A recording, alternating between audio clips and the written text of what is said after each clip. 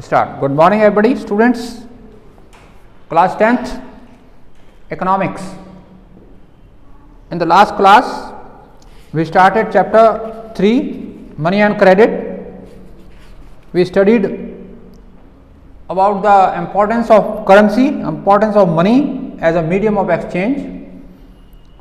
In olden days, there was no such kind of currency, any type of currency, but a barter system was there where goods were exchanged with the goods. But the problem was the coincidence of want. If a person is in need of some commodity, example onions, then he has to exchange the good which he has in surplus with another person who do have onion in surplus. That was the problem in the barter system. But as soon as the currency was introduced, such problems were solved and there were no any type of problem in exchange of goods with that of the money.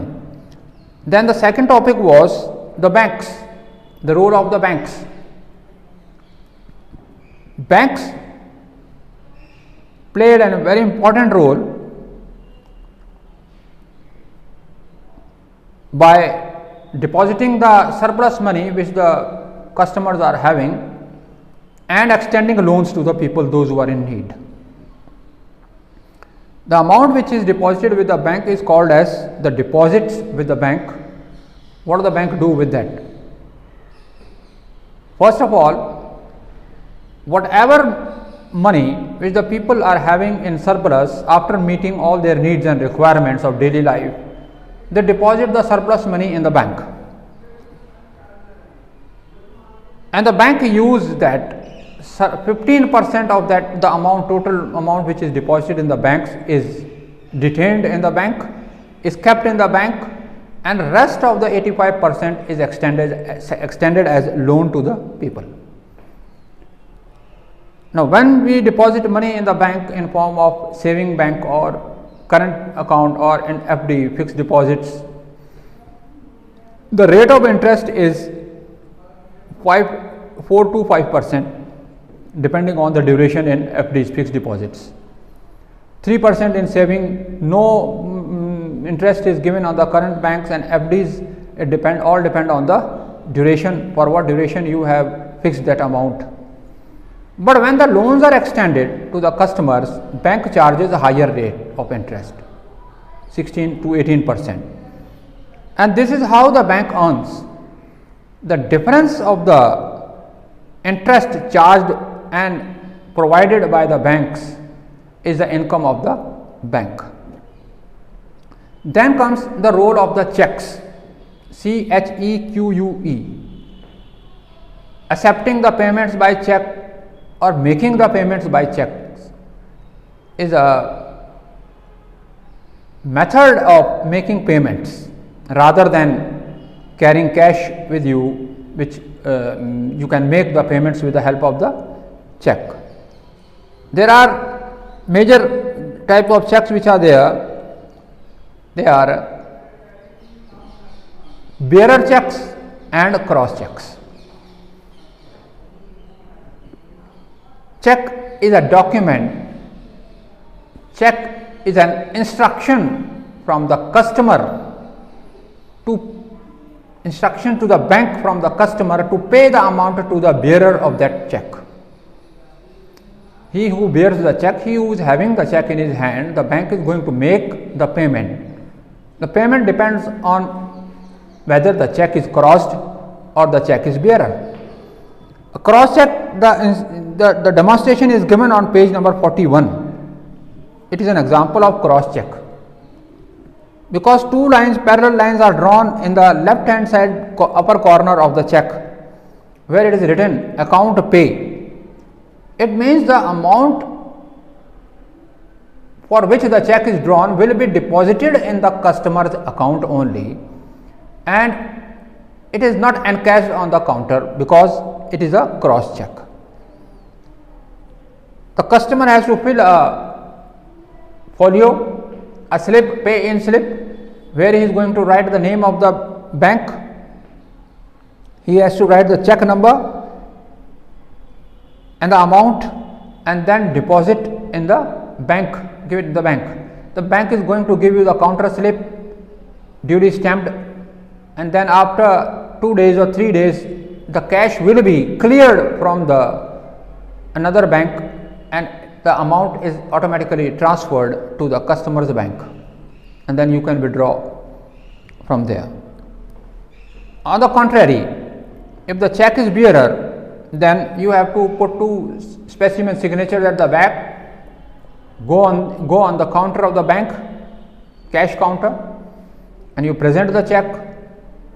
The cashier is going to check whether the sufficient balance is there for which the check is drawn, and is going to, sometimes if the amount is big, he is going to issue a token bearing a serial number, a token that is made up of brass. Then he will call you by the number and he will make the payment. That is a bearer check. Payments and receiving payments and giving payments through check is all a safe method of making payments rather than carrying cash. Then comes the loan activities of the bank. RBI is the father of all banks in India, Reserve Bank of India, and according to the instructions of RBI, each and every bank, subordinate banks, nationalized bank has to work in accordance to the instructions. What should be the rate of interest on FDs? What should be the rate of interest on saving accounts, on current accounts? To whom the loans are to be granted, and in how many, in what amount the loans are to be provided? What amount the banks have to retain in the bank, and what amount they have to provide, extend as a loans. Generally, banks do hold 15% of the cash to meet daily needs and requirements of the people, of the customers, those who have deposited the amount in the bank as deposits, but rest of the amount is extended as loans.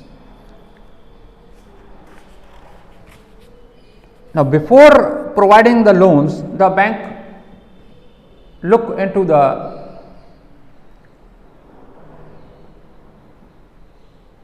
case, look into the profile of that person who is in need of loan, whether he is able to provide collateral security or a vehicle or a house or agricultural land against which the bank is going to provide the loan, and that particular security is called as collateral security. Collateral is an asset that the borrower owns. One who is going to borrow the loan from the bank, he is having the collateral as an asset, just land, building, vehicle, livestock, and deposits with the bank. These are all called as collateral against which the bank is going to provide you the loans. If the borrower fails to repay the loan, then bank do have authority, do have enough power that the bank will sell the collateral security to cover up the loan amount.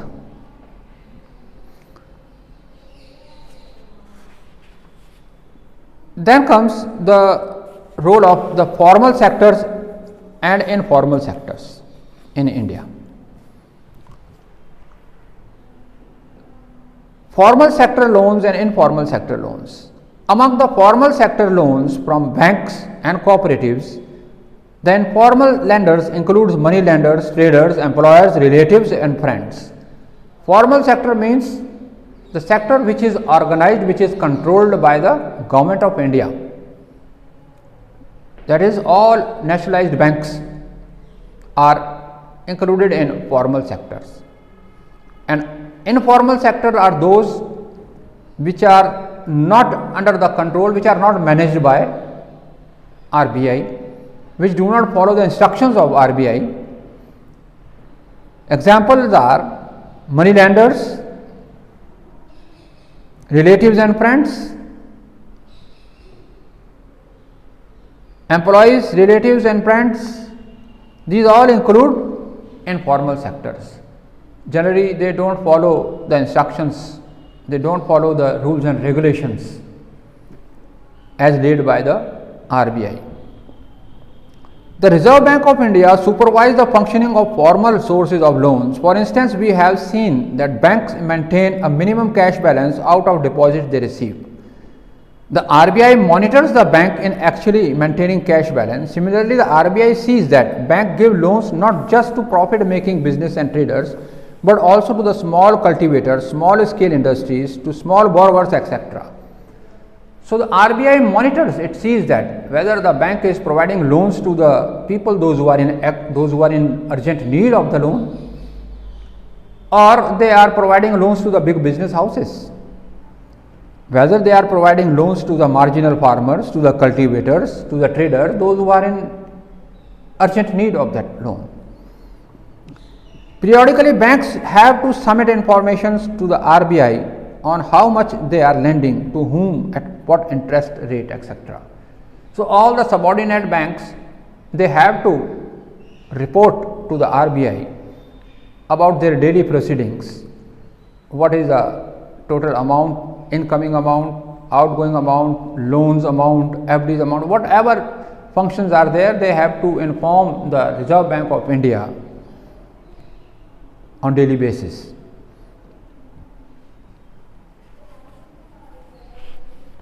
Formal sector and informal credits, who get what?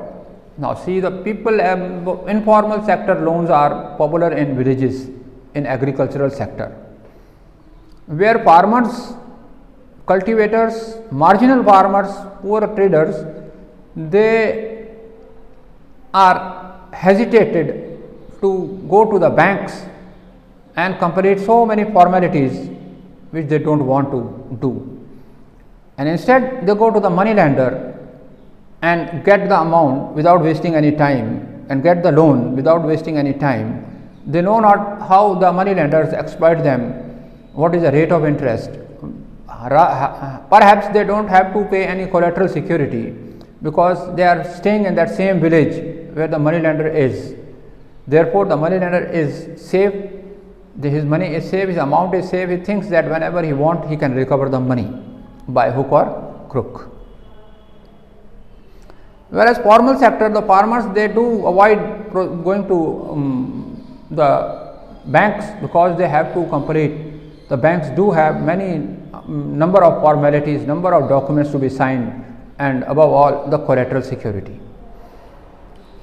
So, that is the reason why the people living in the villages, living in the agricultural sector, in rural areas, they are dependent on informal sources of credit. Now comes the topic, the self-help groups for the poor.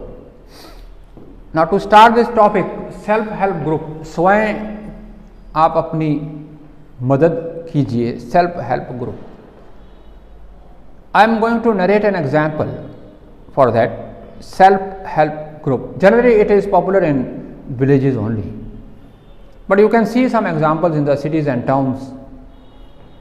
Commonly, you call it committee or you call it VC. Suppose 1,000 people, the population of a village, especially in a village, women are included. They are forming these self-help groups. 50 to 40 women living in a village, in a neighborhood, they are going to make a group, self-help group, and they contribute 100 rupees per month, and the amount accumulated in 50, 100, that is 5,000 rupees, if accumulated together. 50 rupees अगर एक औरत कर रही है तो 100 औरतें कितने कर लेंगी, तो 50 to 5,000 rupees हो जाएगा. So, this 5,000 rupees, it is just an example, but they can contribute as much as they can. 5,000 rupees, now the person who is in urgent need will be given that amount, 5,000, and the list and the name of that person will be struck off from the list, because he has already provided the borrowed the loan now. Now that 5,000 rupees, you can take the example, if they are contributing more than 50 rupees, 100, 200, 500, the amount is going to grow more. And with this amount, he can do whatever work she want, and thus helping themselves. And then he has to repay the amount in easy installments. The self-help groups later on, if the amount is more, if the amount is in lakhs, then these self-help groups are going to recommend the name of that person to the nearby bank, and the guarantee, the collateral is not there, but the guarantee is provided by the self-help group, and the bank do provide the money to the person who is in need. In the previous section, I am continuing with the self-help group, page number 50. In the previous section, we have seen that the poor household are still dependent on the informal sector sources of credit. Why it is so? Banks are not present everywhere. That is why the people living in the villages, they do go to the money lenders, because banks are not present everywhere. Even when they are present, getting a loan from the bank is much more difficult than taking a loan from the informal sector. As we saw, for a mega bank loan require proper documents and collateral, many formalities and collateral security. Absence of collateral is one of the major reasons which prevents the poor from getting bank loans. Informal lenders such as money lenders, on other hand, know the borrower personally and hence are often willing to give the loan without collateral.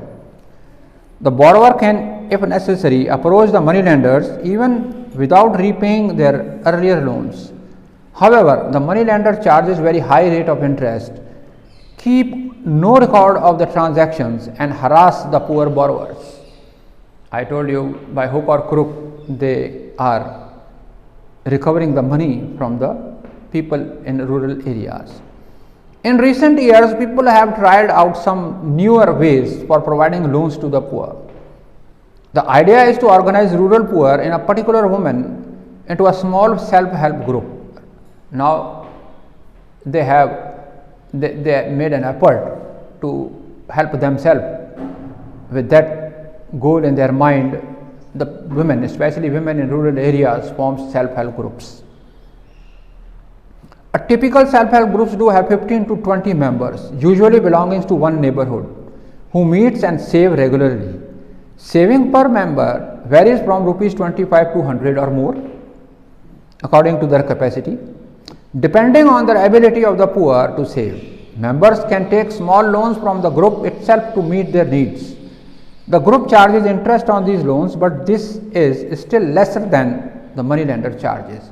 Whatever the amount is charged as interest by self-help groups are very negligible, very less than the private money lenders in the villages. After a year or two, if the group is regular in saving, it becomes eligible for availing loans from the bank. If the self-help group is registered, if it is old, if it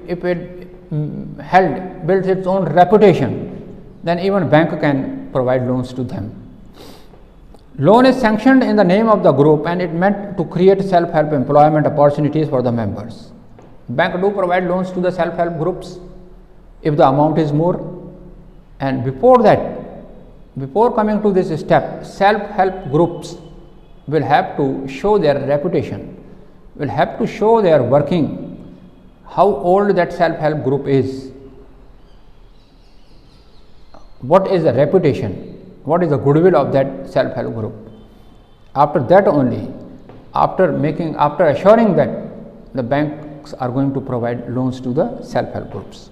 For instance, small loans are provided to the members for releasing mortgage lands, for meeting working capital need, buying seeds, fertilizers, raw materials like bamboo and cloth, for housing material, for acquiring assets like sewing machines, handlooms and cattle, and etc. These are the main reasons, these are the main things for what purpose the banks are providing loans to the self-help group. For what purpose the self-help groups are formed? To meet their small needs, just as to release the mortgage land, जो जमींदार के पास में गिरवी रखी है ज़मीन, उसको छुड़ाने के लिए, वर्किंग कैपिटल जो उनको बिजनेस में जो चाहिए, लागत चाहिए, उसके एसेट्स वगैरह खरीदने के लिए, जैसे सीड्स लेना है, फर्टिलाइजर्स लेना है, रॉ मटेरियल लेना है, इस तरीके के। Most of the important decisions regarding the saving and loan activities are taken by the group members. The group decides as regard the loan to be granted, the purpose, amount, interest to be charged. These all things, all conditions are decided by the self-help groups themselves, members themselves. क्या rate of interest लेना है, purpose क्या है, amount कितना है, ये सारी चीज़ें सेल्फ हेल्प ग्रुप के लोग ही डिसाइड करते हैं। Also it is the group which is responsible for the repayment of the loan. Any case of non-repayment of the loan by any one member is followed by seriously by other members in the group. Because of this feature, banks are willing to lend to the poor women when organized in self-help groups, even though they have no collateral as such. Therefore, this self-help group is taking full guarantee. They are doing the job, they are doing the work with full guarantee, with full awareness. That's why the banks are ready to pay loans to them. Thus, the self-help group help borrowers overcomes the problem of lack of collateral. Therefore, in spite of not having any collateral security, the self-help groups are helping the women. They can get timely loans for a variety of purpose and at a reasonable interest rate. Moreover, self-help groups are the building blocks of organization of the rural poor. Not only does it help women becoming financially self-reliant, regular meeting of the group provide platform to discuss and act on variety of social issues. Not only providing finance is the work of the self-help groups, but the self-help groups is in a position to solve some domestic problems of the people living in the villages. That is, the health problems are there, nutrition are there, domestic violence is there. So, women, when they are in meeting, when they are getting together, then every problem of every member is discussed there and the problems are resolved in a very friendly manner. Summing up the conclusion, in this chapter we have looked at the modern forms of money and how they are linked with the banking system. On one side are the depositors who keep their money in the banks, and on the other sides are the borrowers who take loans from these banks. Economic activities require loans on credit. Credit, as we saw, can have a positive impact on certain situations, makes the borrower worse off. It is very unfortunate when the bank provides the loan to the farmer and the harvest of the farmer fails due to drought or due to heavy rainfall or due to any other disaster. Then it is unfortunate, then the conditions become more severe and painful. Credit is available from a variety of sources. These can be either formal sources or informal sources. Terms of credits vary substantially between formal and informal lenders. At present, it is the richer household who receives credit from the formal sources, whereas the poor have to depend on the informal sources. It is essential that the total formal sector credit increases, so the dependence of the more expensive informal credit becomes less. Also, the poor should get a much greater share of the formal loans from the banks, cooperatives, societies. Both these steps are important for development. For development of a village, for development of a state or a country, we have to take care of the smallest unit. The government of India will have to take the care of the very small unit, that is a farmer, a poor farmer. If they want to develop, if the country want to be enlisted under the developed nations, we have to see the process of development, the process of loan, and the process of facilities are provided to that particular smallest unit of the society. The smallest unit means that the small farmer, the marginal farmer, if he is taken care of, then the farmer is contributing everything toward the nation, for the nation. That's how, if we are going to take care of the smallest unit, the building block of the country, then the country itself can become a developed country. So that's all in this chapter. Tomorrow we are going to start a new chapter, that is globalization. and here the chapter money and credit ends. So students, we will continue with the next chapter tomorrow. Thank you.